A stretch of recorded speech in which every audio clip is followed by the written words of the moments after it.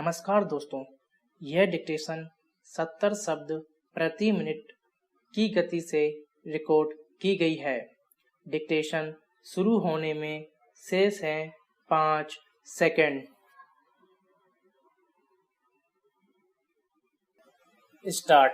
महोदय, मैं आपका हृदय से आभारी हूँ कि आपने मुझे सदन में पेश इस वर्ष के बजट पर अपने विचार प्रकट करने का अवसर दिया है। मैं इस बजट का समर्थन करने के लिए खड़ा हुआ हूँ। पैरा।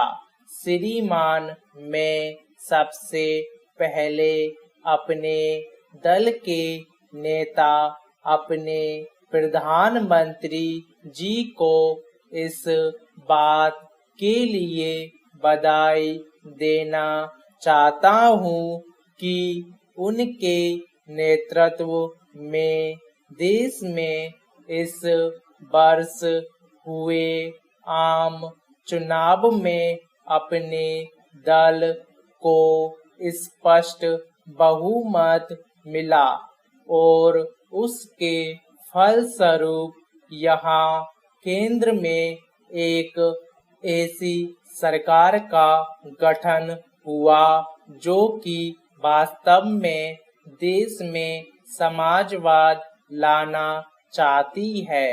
मैं वित्त मंत्री जी को इस बात के लिए बधाई देना चाहता हूँ कि लोकसभा के मध्यावधि चुनाव में जनता द्वारा हमारे दल को जो आदेश दिया गया था, उन्हें उस आदेश का स्मरण है और वे उसका तन मन धन से पालन करना चाहते हैं। वह आदेश था देश में सामाजिक और आर्थिक विषमता दूर करना, देश से गरीबी, बेकारी और बेरोजगारी को हटाना और देश के पिछड़े भागों का संतुलित विकास करना। साथ ही साथ इस बात का भी आदेश था कि देश के अंदर इस प्रकार की सामाजिक तथा आर्थिक व्यवस्था पैदा की जाए जिसके अंतर्गत जनता को शोषण से बचाया जा सके। पैरा।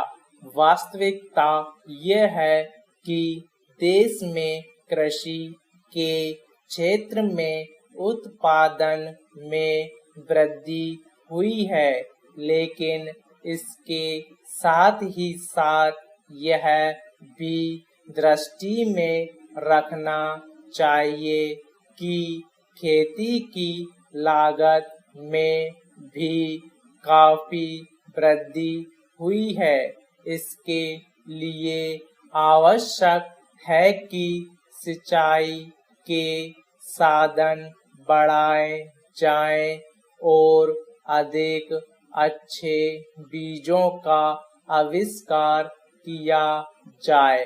आज किसानों को कृषि के यंत्र मिलने में बहुत कठिनाई हो रही है, जैसे छोटे छोटे ट्रैक्टरों का देश में बहुत अभाव है। इनको बनाने के लिए जल्दी नए कारखाने खोले जाएं, जिससे किसानों को जल्दी जल्दी ट्रैक्टर प्राप्त हो सकें।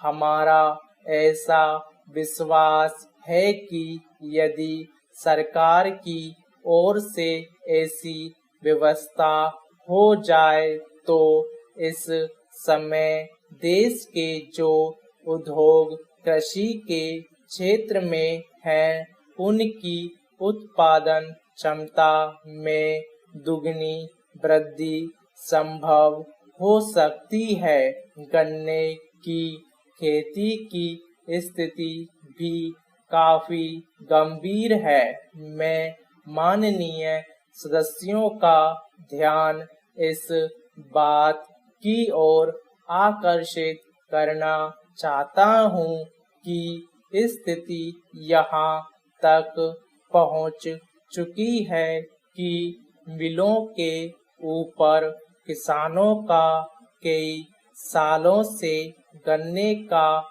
मूल्य बकाया पड़ा है, जिसकी अदायगी नहीं हो रही है। स्टॉप।